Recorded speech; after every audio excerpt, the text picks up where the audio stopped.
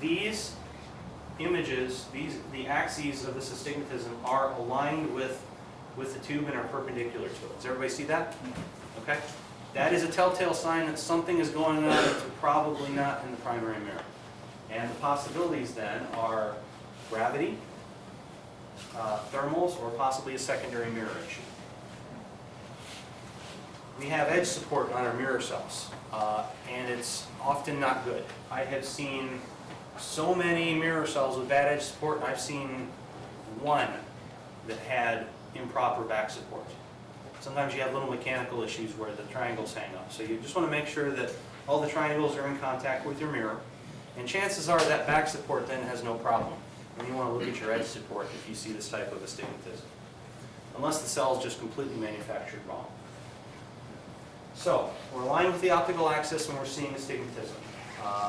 We can have the primary edge support pushing on the edge of the mirror and allowing the primary to fold into an astigmatic shape. Or we could have a bad or a pinched secondary mirror. So the test is to point the scope straight up, maybe give it a little shake, and maybe push the primary mirror slightly away, reach down with your fingers and push it away from the edge supports while you're looking at something high up in the sky. If it's an edge support problem, it'll go away when you do this. So I do this a lot with my 20-inch scope. Point it up, give it a shake, because it hangs up on the edge support sometimes. This is common. And it's a 2-second debugging step. Then, well, sometimes, and I want to mention this because actually I've seen this happen at the Star Party, pushing it away from that edge support will pop the mirror off of it if it was stuck to a little bit from stiction. Dirt gets on there, pollen, all kinds of stuff. Or sometimes the plastic flows a little bit and sticks to the edge of the mirror. You just have to pop it off of there and then let it settle back against it, and the problem may go away. That's a minor edge support problem. So if it disappears immediately thereafter, the astigmatism, then you've found at least part of your problem. Move the scope back down, and if it comes back, then you've got an edge support issue with your primary mirror cell. Okay, any questions on that? This is one of the most important debugging stages in the talk. Okay. Other random causes of astigmatism, other than a bad secondary, which I have to figure out where that went. Another cause is to have your eyepiece or coma corrector placed in the focuser a little bit crooked. Sometimes they don't get seated right up against the focuser. And if it's tilted slightly, that will produce some astigmatism. So loosen those thumb screws, push it snugly against the top of the focuser, and see if that fixes it. This is the same exact mechanical problem I was talking about with laser collimators and alignment. It's got to be against the top of that focuser. A tilted focuser will really cause a lot of problems. So the thing is, you don't have to have your focuser aimed perfectly. As long as the secondary mirror is properly collimated to compensate for that. But if you rack your focuser in and out and you see a lot of shift in the laser dot, that's a telltale sign that something is going on that you should look into. So here are some other thermal issues. If you have a tube, you can get tube currents. The air goes up the bottom or the top of the tube, depending on how things are flowing, and you see a little distortion at the top or the bottom of that defocused shape of the star. And it'll generally be moving very slowly. You know, that's a tube current. Found out recently that working in a dome, we had some intermittent astigmatism that would come and go, and we couldn't really nail it down.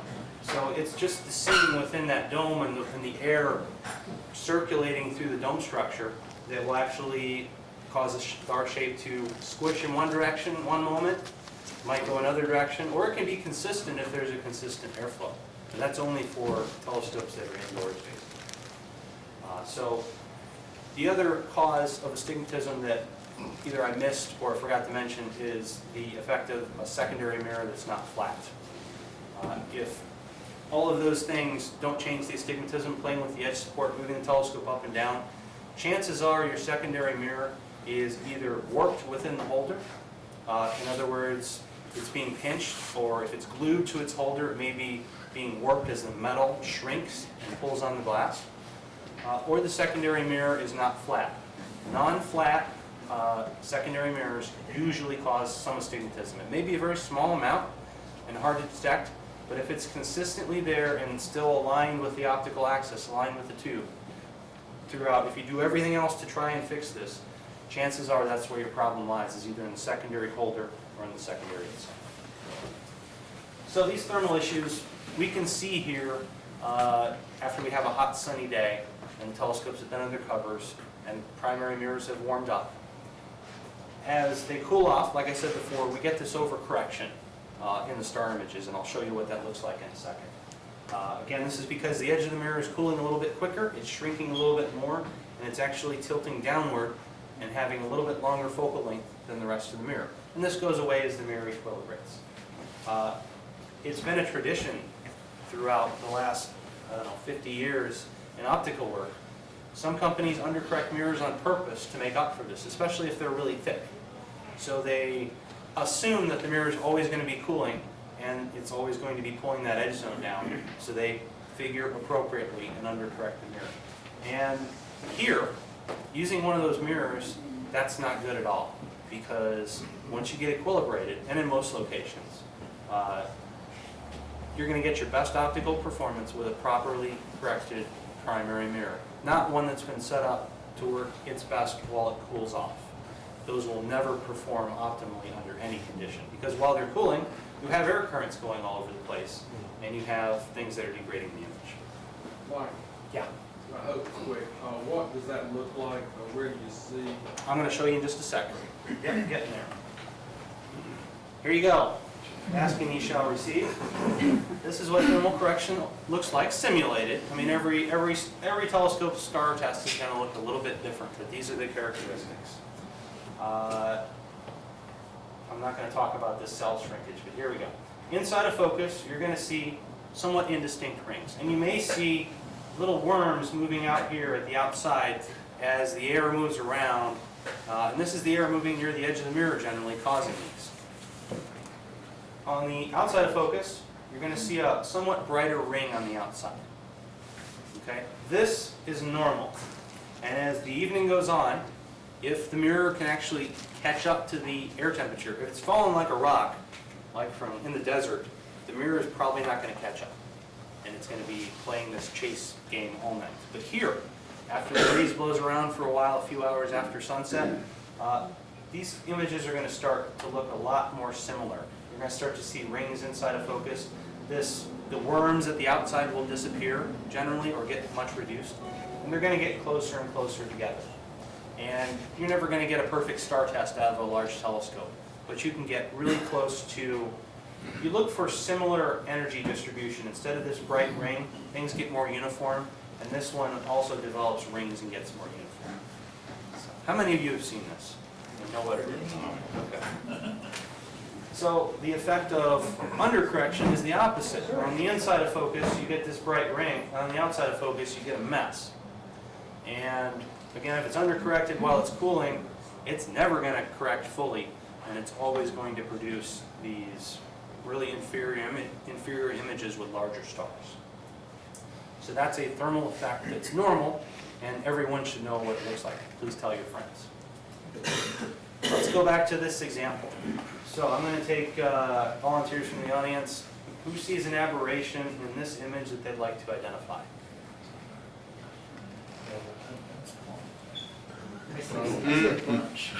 Vic? Okay, go ahead. Well, first off, I can see straight edges on the top in a V-shaped pattern, which says something is obstructing it. Maybe the person's pupil or something. Maybe too low a power level we're talking about. Okay, this is high power, let's say. Okay. No obstructions. So something, maybe some kind of astigmatism going on. It could be from the cell or something like that. Maybe popping that trefoil or something kind of astigmatism. Well, if we look, it's shorter than it is wide. So that's a little bit of background astigmatism, right? Obvious chromatic. There's the dot. Yeah, needs to go up to the front. Tail of the coma, so we need to move the star this direction in the eyepiece, right? I see a lot of disturbance in the middle. It looks thermal. Yep, there's some simulated atmospheric turbulence. Yeah, I definitely see some spurious diffraction and other things going on. And here's the solution to that.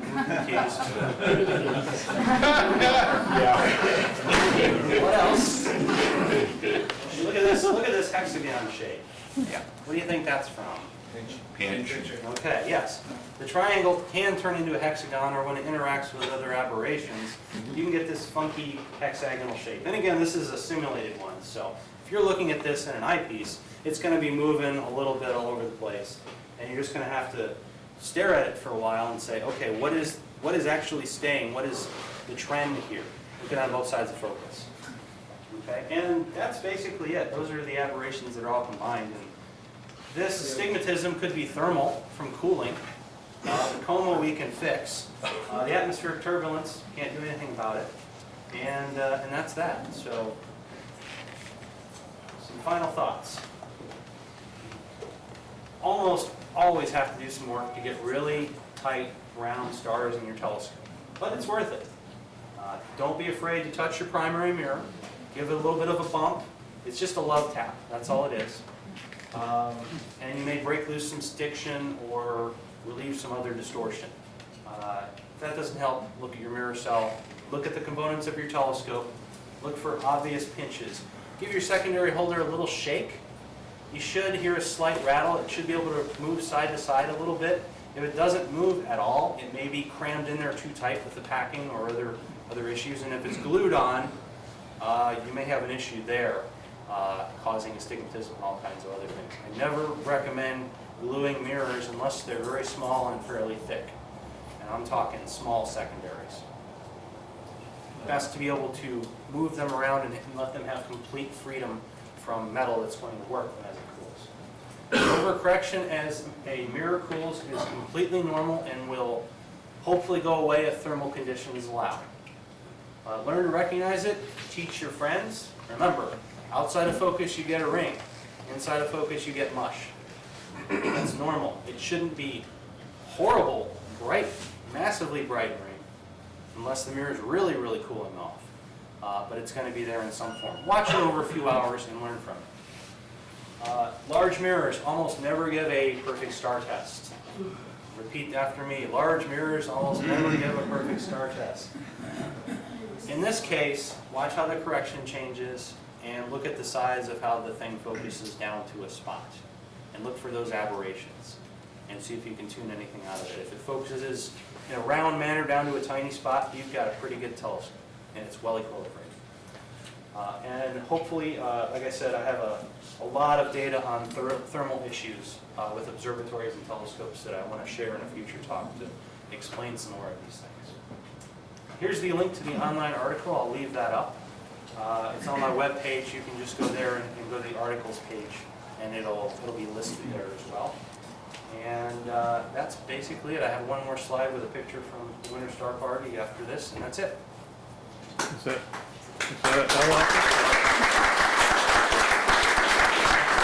L optics or I? That is an L Okay. right there. Okay. loptics.com is my domain. Questions? Yes, Mike, what edge supports do you think are the best? The best is hard to say. I haven't had a chance to actually measure everything, but as far as good performance, the cable sling works great.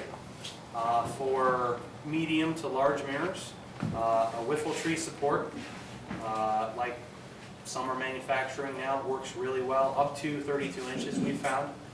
For small mirrors, just a couple of simple edge support points probably won't bend the mirror. But now you know how to look for these aberrations. You can kind of see if you think something's going on.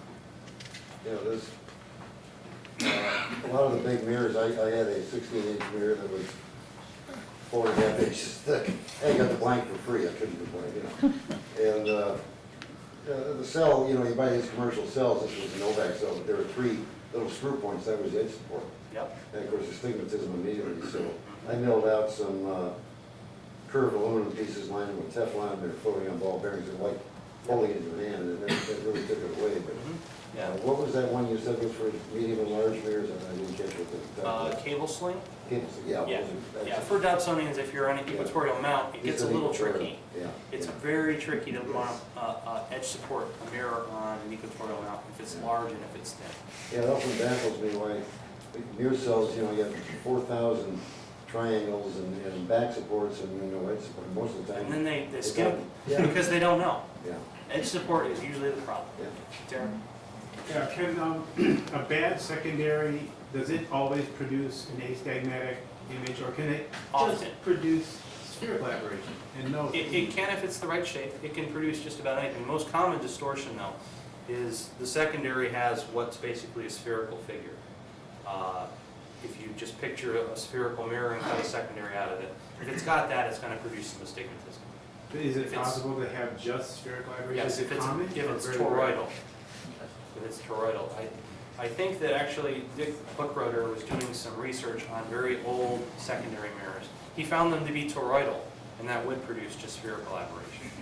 It's not common, I don't know that I've seen it maybe once in a lot of secondary stuff. So it's almost always gonna have some astigmatism, that's testing, that's Almost the way of testing your secondary. Yeah, unless it's got an irregular figure, and then it's very difficult to predict. And then if there's something you can't figure out, it should be tested. Other questions? Can camera lenses produce some of these optical effects as well?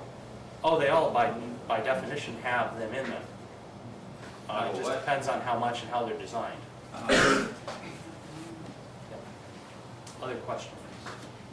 Yeah, to follow up on your question, not only camera lenses, but also eyepieces. Yep. A lot of times when you're using a less expensive, less corrected eyepiece to do your star testing, the astigmatism you may be seeing is in your eyepiece itself. Which is why we obey the first rule, which is to keep the star in the center of the eyepiece Yeah. where the aberrations are minimized. So, yeah, if you get anywhere off that center, it really haunts you. So, Is less glass better? How thick are your 30, 32-inch mirrors? 30 to 32-inch mirrors, 2 to 2.1 inches thick. What was that? No, going back to the eyepiece. Eyepieces. Less glass is better? Or is that subjective or objective? It depends on, the question is less glass better in eyepieces?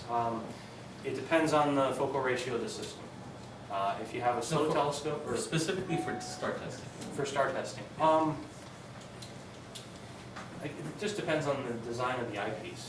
Usually in the center of the field, things should look pretty good, but there may be a very small sweet spot in eyepieces that aren't meant to be used with fast mirrors. What I would do is put the star in the center of the field and then watch what happens if you move it off to the edge and see if it really changes. You might want to consider using something Changing. different. Yeah, we don't want to confuse eyepiece aberrations for something in the scope. Again, don't be afraid to move things around and see what happens. Anything else? Okay. Can you just put back up the picture on the overcorrection? Outside focus, inside focus. There are some online sources for star testing. There's a great book by, okay, what's the name of the star test? Suter. Harold Richard Suter. Suter. Richard Suter, Big yeah. food. Star testing astronomical telescopes. And you can get that from Boom and Bell. Great book. All simulated images, basically, but it really kind of shows you what things can look like. Are most, would you say, ASO type Chinese mirrors having strained glass, or is it fairly rare for them to have strained glass? I'd say it's not rare. So it's fairly typical then. I've seen a lot of it. Some of them are fine, some of them aren't. It's a random roll of the dice sometimes. So it's annealed glass is expensive now, and you have to pay for it to get a good quality piece of glass. Other questions? We got about 7 minutes. We should probably end, right? Yeah, let's go ahead and Maybe take we'll a 5-minute bathroom break.